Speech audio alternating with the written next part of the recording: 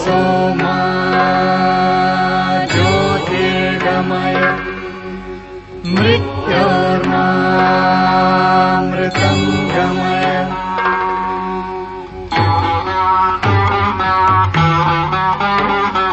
सर्वेऽपि सुखिनः सन्तु सर्वे सन्तु निरामयाः सर्वे भद्राणि पश्यन्तु मा कश्चित् दुःखभाग् भवेत्।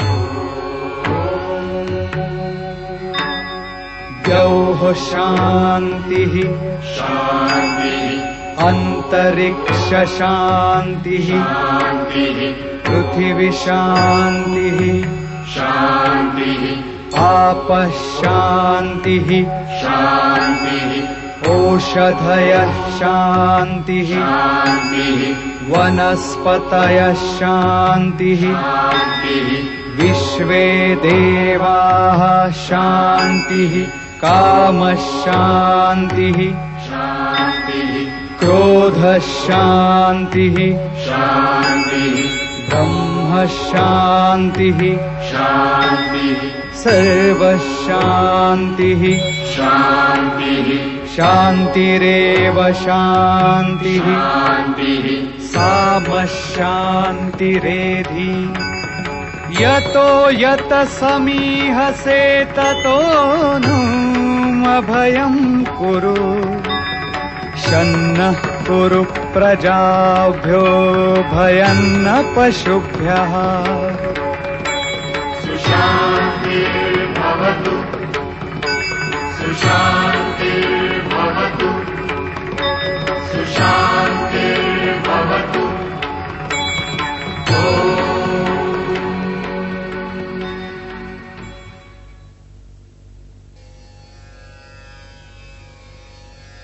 प्राचीन भारत के अनेक जनपदों में एक महाजनपद था, मगध। मगध जहां सीता को ढूंढने सुग्रीव ने वानर भेजे थे, वही मगध जिस पर पांडवों के पिता पांडु ने आक्रमण कर अभिमानी दीर्घ की हत्या की। भारतवर्ष के इतिहास में मगध तब और प्रकाश में आया जब महाभारत के काल में वृत्रथ का वीर पराक्रमी पुत्र जरासंध मगध की राजधानी गिरिव्रज के राज सिंहासन पर आरूढ़ हुआ। यही जरासंध गिरिव्रज में भीम के हाथों वीर गति को प्राप्त हुआ। जरासंध की भावी पीढ़ियों ने मगध पर शताब्दियों तक राज्य किया। जरासंध के वंश के अंतिम शासक रिपुंजय की हत्या उसके ही मंत्री सुनिक ने की।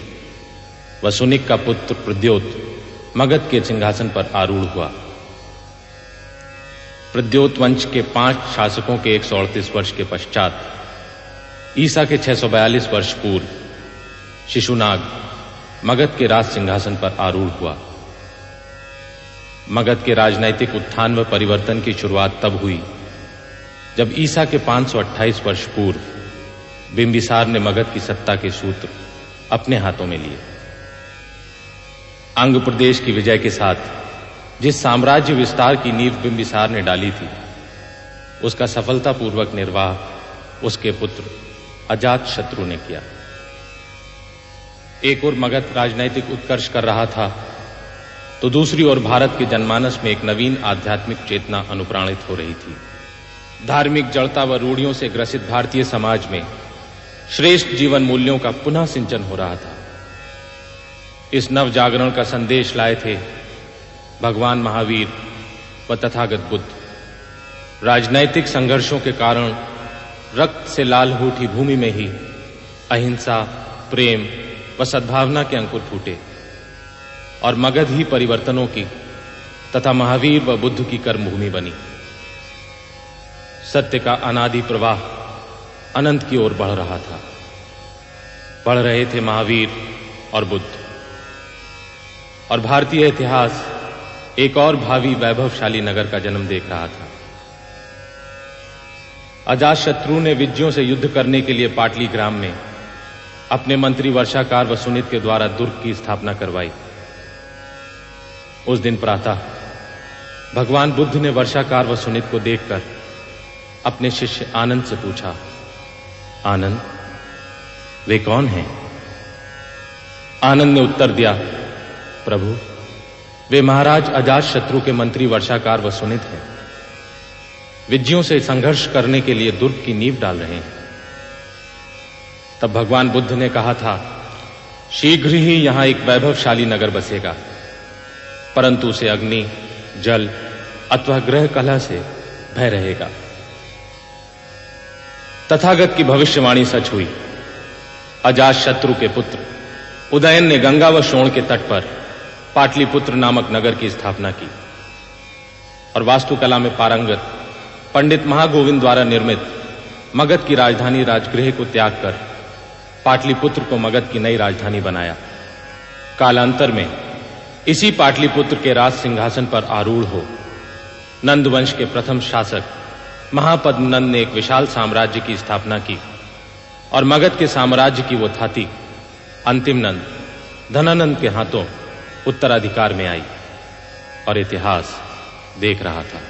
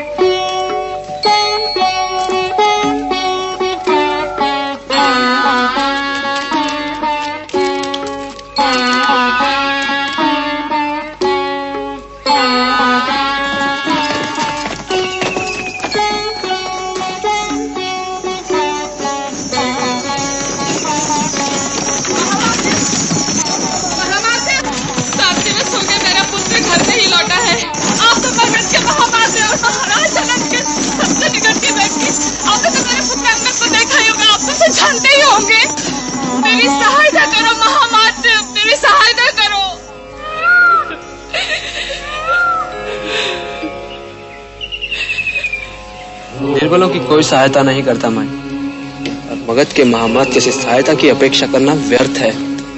जा मैं, अपने घर जा। जा मैं।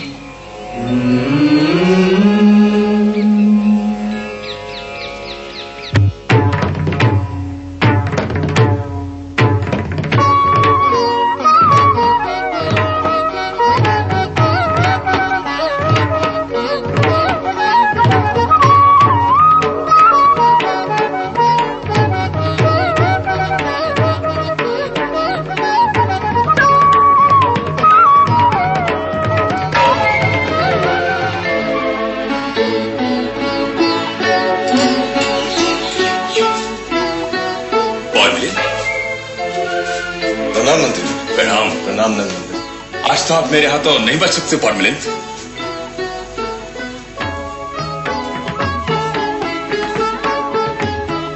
वसंत उत्सव की आपको अनेकों शुभकामनाएं मंत्री। आपको आज्ञा दें मंत्री। प्रणाम।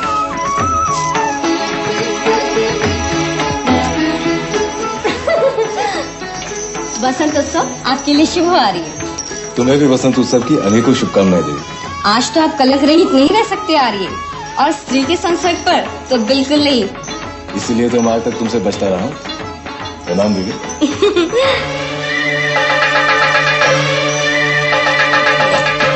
प्रणाम आर्य। प्रणाम। वसंत उत्सव की आपको अनेकों शुभकामनाएं। आपको भी अनेकों शुभकामनाएं पॉडमिलिंद। प्रणाम महामात्र। क्षमा करें देव, पर अंगद की माता अपने पुत्र को लेकर बहुत चिंतित है। वो बार बार मुझसे अंगद के बारे में पूछती है, पर मैं उसे क्या उत्तर दूं? तो इस संदर्भ में मैं क्या कर सकता हूं? आप सम्राट से पूछ सकते हैं। क्या मुझे आज्ञा दें? मैं सम्राट से।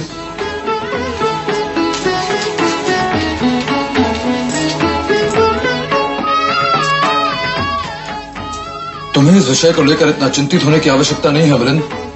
महामात्र, मैं मंत्री परिषद, महामंत्री एवं प्रजा के प्रति उत्तरदायी। मुझे तो उत्तर ढूंढना ही होगा। यदि महामंत्री ने मुझसे प्रश्न किया तो मैं उन्हें क्या उत्तर दूंगा? महामंत्री का उत्तर मैं दे दूंगा, और प्रजा की चिंता तुम मत करो। जाओ, उत्सव का आनंद उठाओ।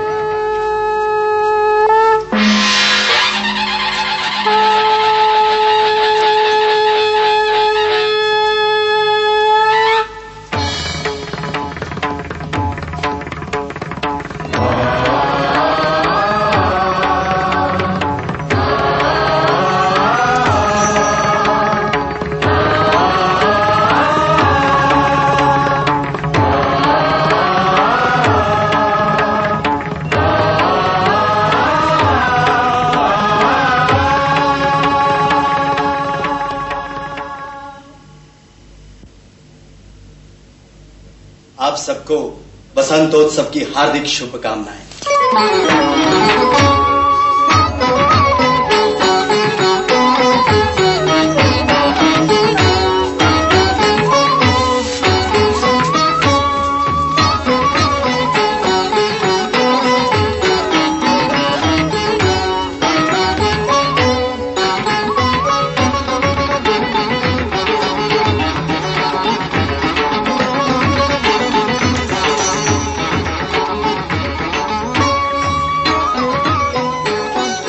प्रणाम सम्राट।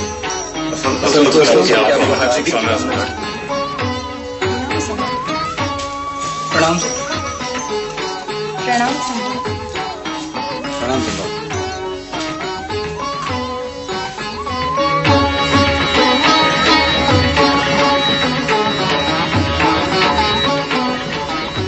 बसंतोत्सव की अनेकों शुभकामनाएं महामात्य।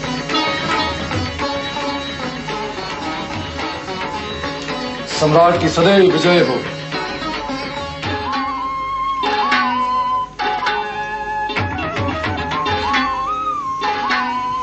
बसंतोत्सव की शुभकामनाएं राजपुरोहित। विजयी हो।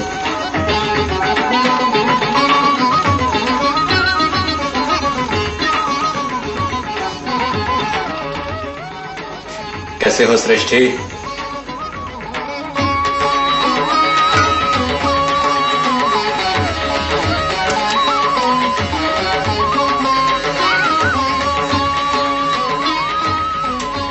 सम्राट, कहो। सम्राट मैं पॉल मिलिन। मैं जानता। कहो। सम्राट मैं आपसे अंगद के बारे में पूछने आया था कि अंगद कहाँ? पौर, अपनी मर्यादा में रहो। महामात्य, और को इनकी मर्यादा का भान कराओ।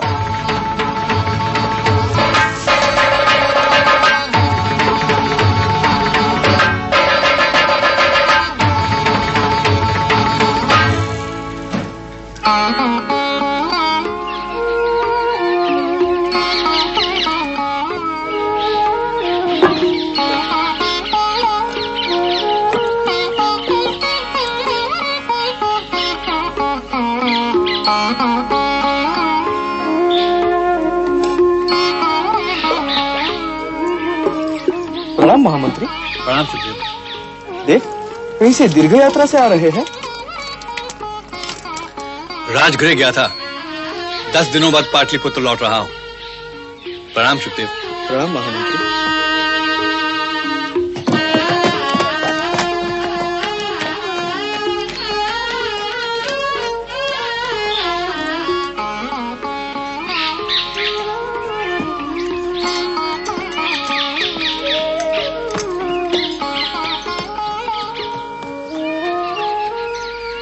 भाई, तू अंगद की माँ है ना?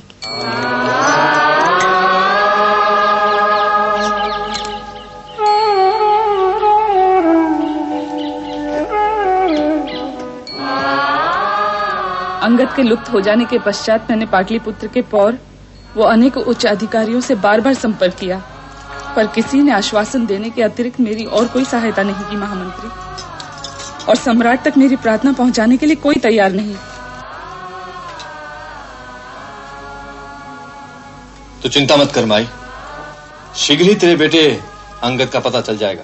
मैं स्वयं उसे ढूंढूंगा। अब तू भोजन कर।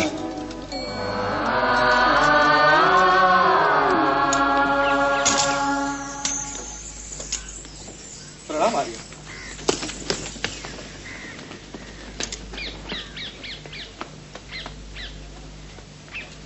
महामंत्री शक्तार राय दिखाई दिए थे? हाँ आर्य, आज प्रातः ही उन्होंने मेरे प्याऊ पे जल पिया था।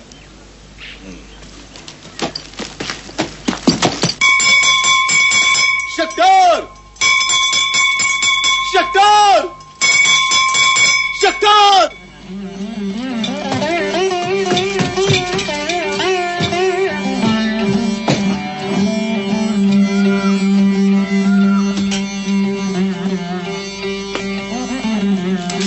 बसंत उत्सव की शुभकामनाएं महामंत्री। तुम्हें भी।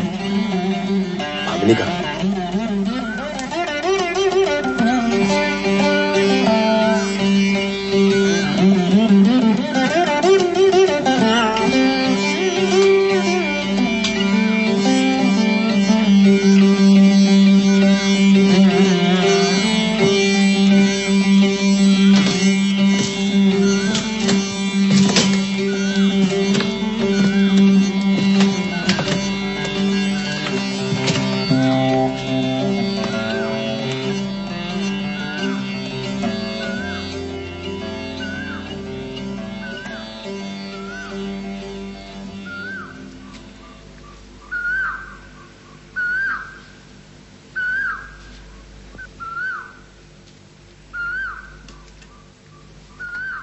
दामिनी।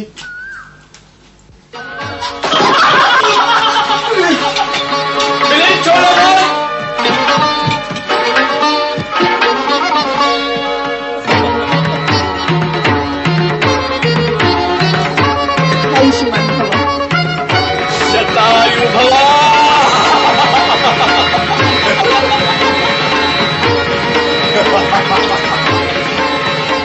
अब आप दोनों नीचे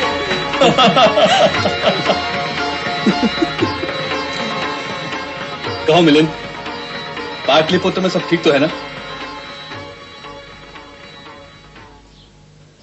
नहीं महामंत्री, सम्राट का प्रमुख सारथी अंगद कई दिनों से अपने घर नहीं लौटा है और पाटलिपुत्र में जिससे भी पूछो वह उसके बारे में उत्तर देने को तैयार ही नहीं। मैंने सम्राट से भी पूछने का प्रयास किया पर नीचे आओ।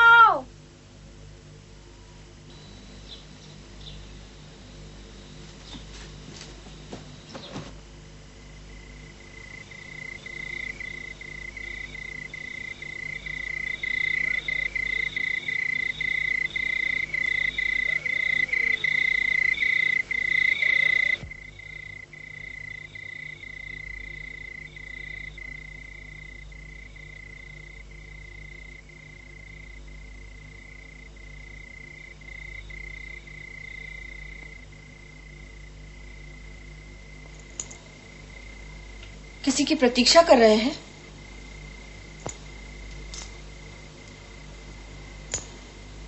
आपने मेरे प्रश्न का उत्तर नहीं दिया।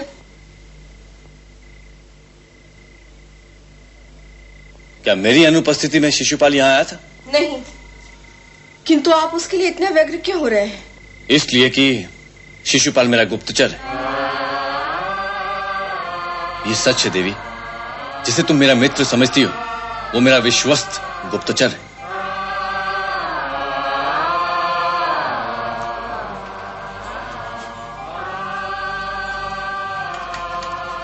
कहाँ जा रहे हैं आप? अंगद व शिशुपाल को ढूंढने।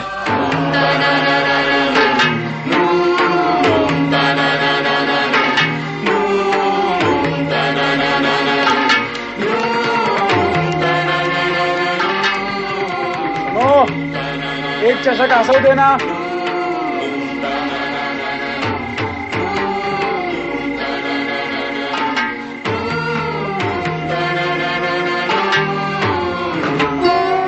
एक चौथाई कुड़म मेरे देना।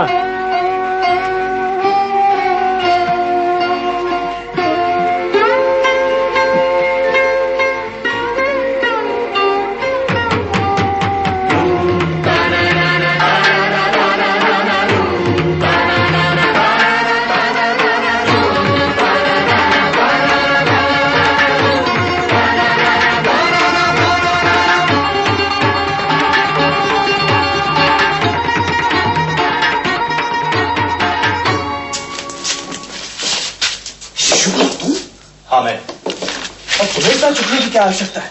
तुम तो राज के गुप्तचर। महामंत्री, महाराज धननंद के गुप्तचर मुझे ढूंढ रहे हैं। एक राज के गुप्तचर को दूसरे राज के गुप्तचर ढूंढ रहे हैं? जी हाँ, यही सच है महामंत्री। पर क्यों? आप मुझ पर विश्वास नहीं करेंगे महामंत्री। तुम मेरे विश्वस्त हो शिशुपाल। तो मरने से पहले एक सत्य मैं आपको बता देता हूं महामंत्री। शिशुपाल, जिस दिन आपने राजगृह के लिए प्रस्थान किया था उसके ठीक 3 दिन पश्चात रात्रि को धननंद, उनका प्रमुख सारथी अंगद और कुछ विश्वस्त सेवक गंगा के किनारे एक निर्जन स्थान पर गए थे।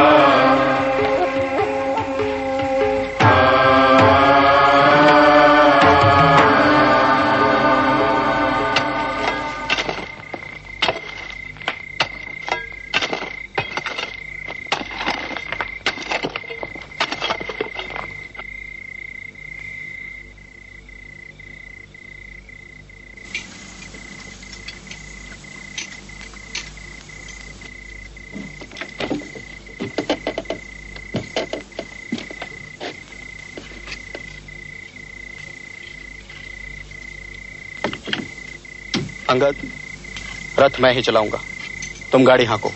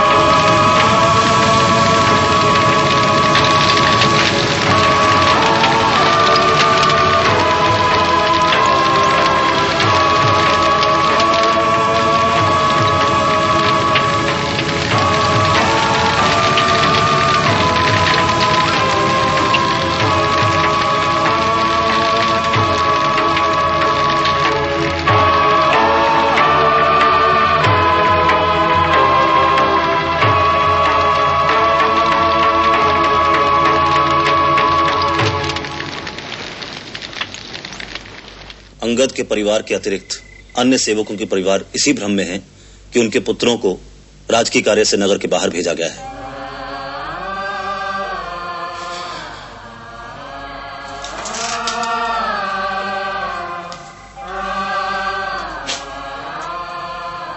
अपना ध्यान रखना शिशुपाल।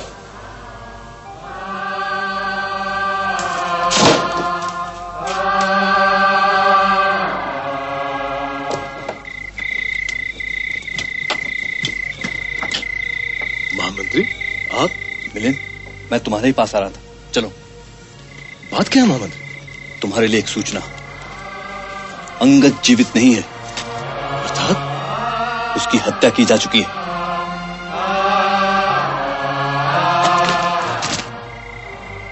संभव है कि अंगद वन्य सेवकों की मृत्यु मात्र एक दुर्घटना हो महामंत्री। यदि वो मात्र एक दुर्घटना थी तो सम्राट को इस संदर्भ में मौन रखने की क्या आवश्यकता थी? और इसके अतिरिक्त स्वर्ण मुद्राओं को राजकोष से निकाले जाने के संबंध में तुम्हारे पास क्या उत्तर है? मैं इस संदर्भ में आपको मौन रखने की सलाह दूंगा महामंत्री।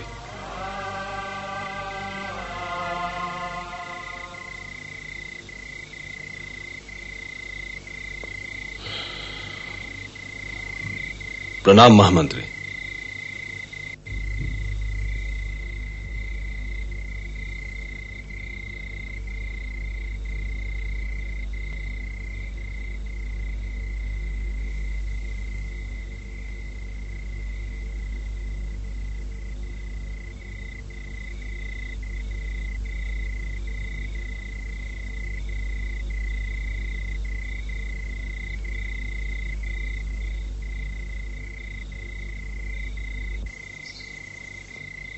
आपके पुत्रों के आचार्य आए थे।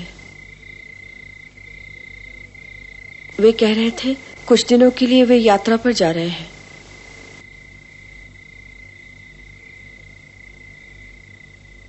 इसीलिए अपने आचार्य की अनुपस्थिति में कुछ दिनों के लिए आपके दोनों पुत्र घर आकर रहेंगे।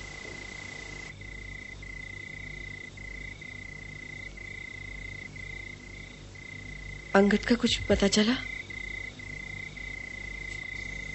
अंगद की हत्या हो चुकी है।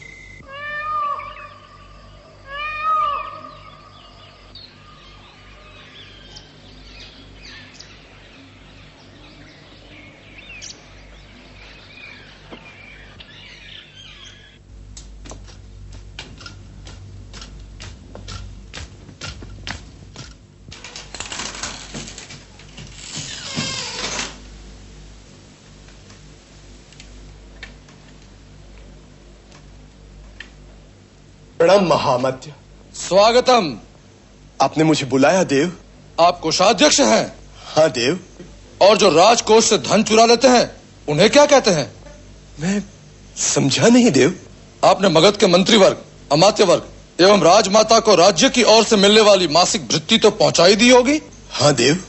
राजमाता, मंत्री एवं अमात्य वर्ग की वार्षिक भृत्ति कितनी है? वार्षिक 36,000 पर्ण देव। और मासिक? 3,000 पर्ण देव। ये महामात्य वक्रनाथ को दी गई भृत्ति है। गिनिए।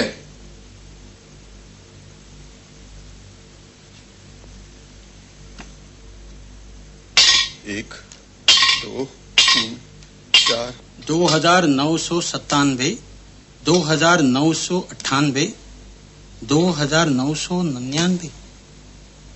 3,000 में एक पण कम।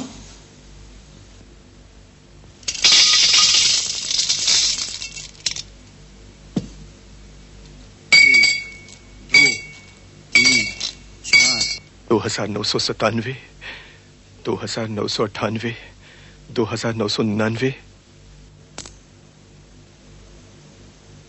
3,000 में एक पण कम देव। अब इसे भी गिनिए।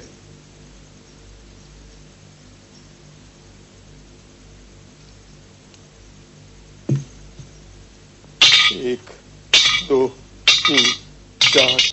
2,997, 2,998, 2,999।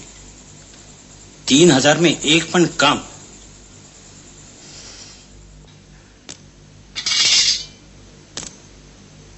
तीन 3,000 में एक पण कम देव। इसे नहीं गिनना चाहेंगे?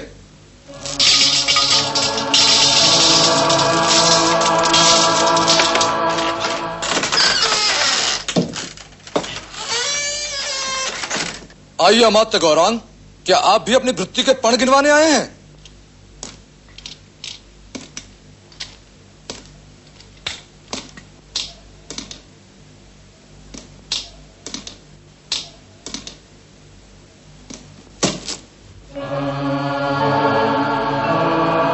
मैं निर्दोष हूं महाअमात्य।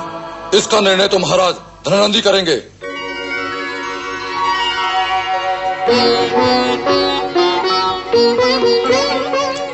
क्या महादेवी की भृत्ति के पणों में से भी एक पण कम है? कोषाध्यक्ष मंत्रणा कक्ष में पहुंच चुके हैं? हाँ देव।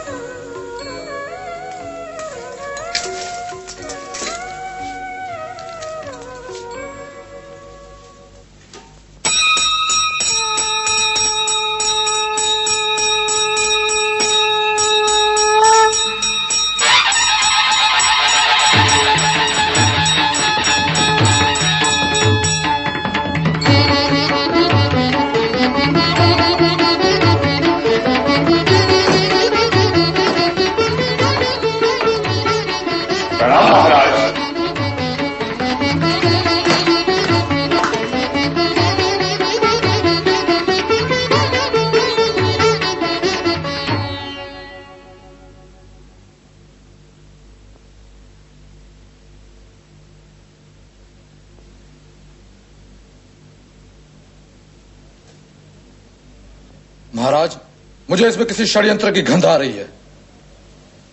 जो राज परिवार के अधिकार का पण गायब कर सकता है वह सामान्य प्रजा को तो लूट ही लेगा। पता नहीं कब से ये घात चल रहा होगा।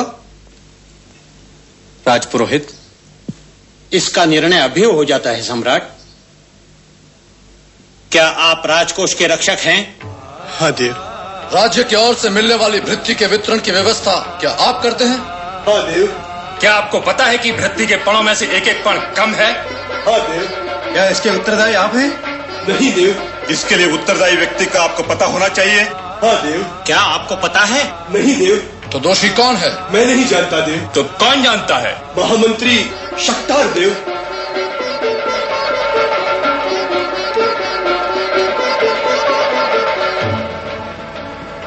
शक्तार कहाँ है? मुझे पता नहीं देव।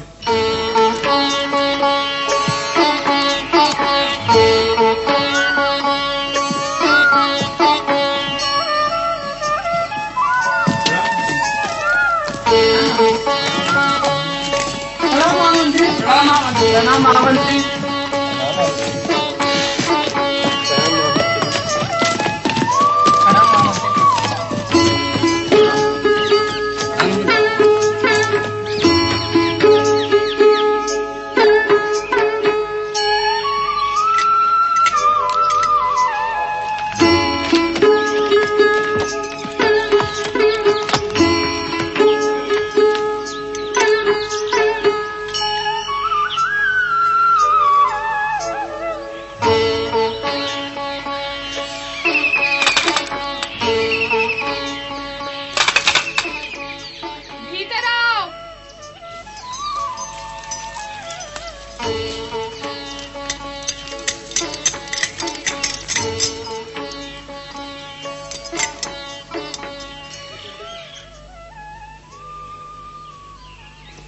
महामंत्री, मेरे पुत्र अंगद का कुछ पता चला? मैं प्रयत्न कर रहा हूँ। इतना कहने के लिए महामंत्री को स्वयं आने की क्या आवश्यकता थी? किसी भी सेवक के हाथों संदेश भिजवा दिया होता तो भी आपके राजकीय उत्तरदायित्व का निर्वाह तो हो ही जाता। मैं लज्जित हूँ। लज्जा मंत्रियों को शोभा नहीं देती महामंत्री। क्यों अपनी परंपरा को तोड़ रहे हो? धीरज रखें। कैसे धीरज रखूं मैं महामंत्री? कैसे अंगद की पत्नी को विश्वास दिलाऊं कि वो अभी तक विधवा नहीं हुई है? महामंत्री, क्या मेरा पुत्र जीवित है? मैं ढूंढ रहा हूँ उसे। तुम जा सकते हो महामंत्री। हमें तुम्हारी सहानुभूति की कोई आवश्यकता नहीं है। निकल जाओ यहाँ से।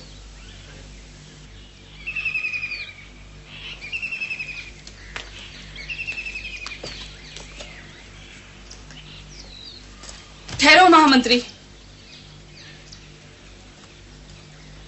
अपने राजकीय कर्तव्य का पालन किए बिना तुम कैसे जा सकते हो? तुमने अभी तक मुझे यह आश्वासन नहीं दिया कि सब ठीक है, सब ठीक हो जाएगा। मगर मैं अपने कर्तव्य का पालन करना जानती हूँ। ये लो। अगर तुम जानते हो कि मेरा पुत्र अंगद कहाँ भूमि में गाड़ दिया गया है, कहाँ मार दिया गया है, तो वहां उस भूमि पर ये वस्त्र जरूर उड़ा देना। इससे हम बूढ़ों को थोड़ी शांति मिल जाएगी।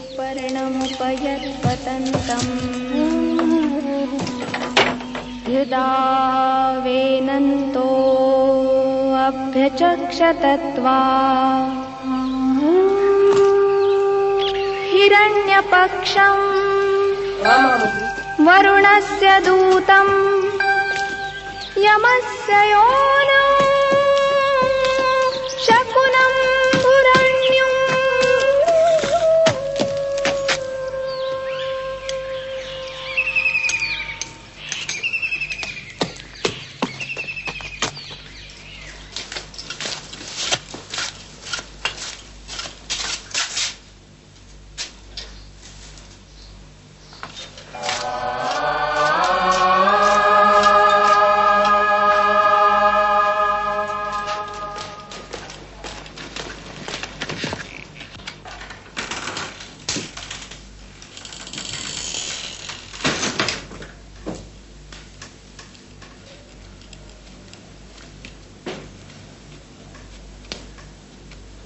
प्रणाम देव।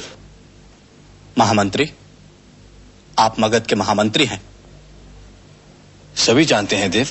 और क्या मगध के महामंत्री जानते हैं कि किसी भ्रष्टाचारी का हाथ मगध के राजकोष तक पहुंच रहा है? नहीं देव। और यदि मगध के अर्थतंत्र में कोई अव्यवस्था अथवा भ्रष्टाचार दिखाई दे तो उसके लिए उत्तरदायी कौन है?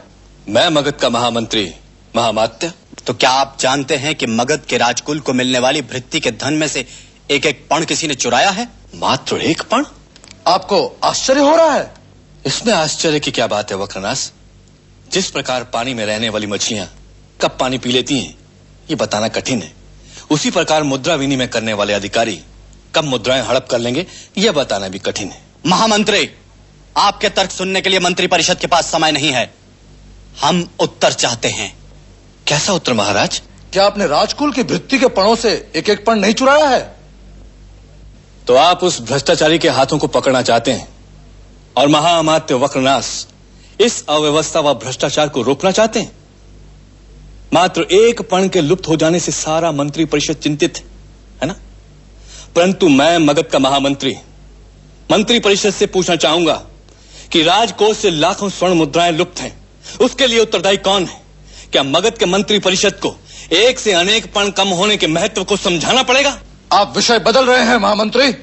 जब जब सच की बात होती है तो लोग यही कहते हैं वक्रनाश। सच और झूठ का निर्णय करने का अधिकार न्यायालय का है। तो क्या मैं महाराज धनानंद से सच जानने का प्रयास भी नहीं कर सकता? ऐसी अवस्था में प्रश्न बहुत व्यक्तिगत हो जाता है। देव मुझे क्षमा करे। प्रणाम देव।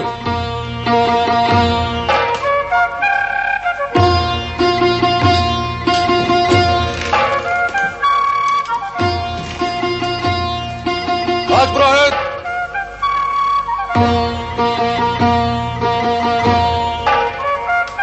जिस प्रश्न का संबंध मगध से हो वो व्यक्तिगत कैसे हो सकता है महामत? महामंत्री, क्या कहना चाहते हो? कहो। महाराज, धरती को बीज की आवश्यकता है, स्वर्ण मुद्राओं के कलश की नहीं। यदि धरती को पर्याप्त बीज मिले तो धरती पर सोना ही सोना लहला उठेगा। बस इतना ही? स्वर्ण मुद्राएं मागधों की संपत्ति है महाराज। एक एक मुद्रा मागधों के रक्त कणों व श्रम कणों की देन है। वो निधि राजकोष में ही सुरक्षित रह सकती है। बस तुम्हारी बात समाप्त हो गई?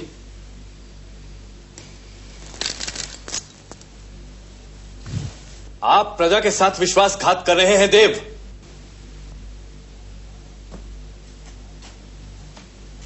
आज तुम बहुत ऊंचे स्वर में बोल रहे हो शक्तार। मागध तो ऊंचे स्वर में बोलने के लिए प्रसिद्ध है देव, परंतु आज मेरे स्वर में सत्य की कठोरता ज्यादा है।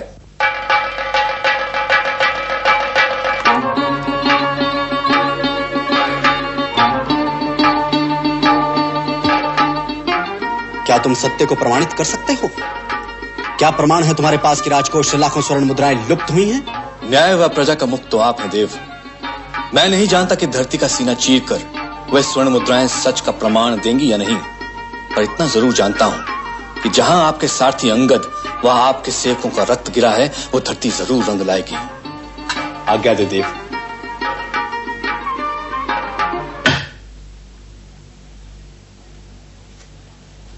स्वयं को संभालना शक्तार।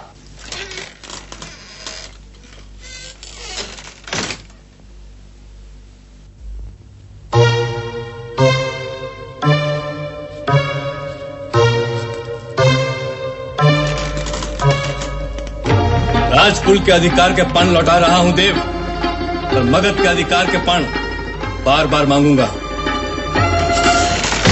कृतवती भुवनानामभिश्रियोनि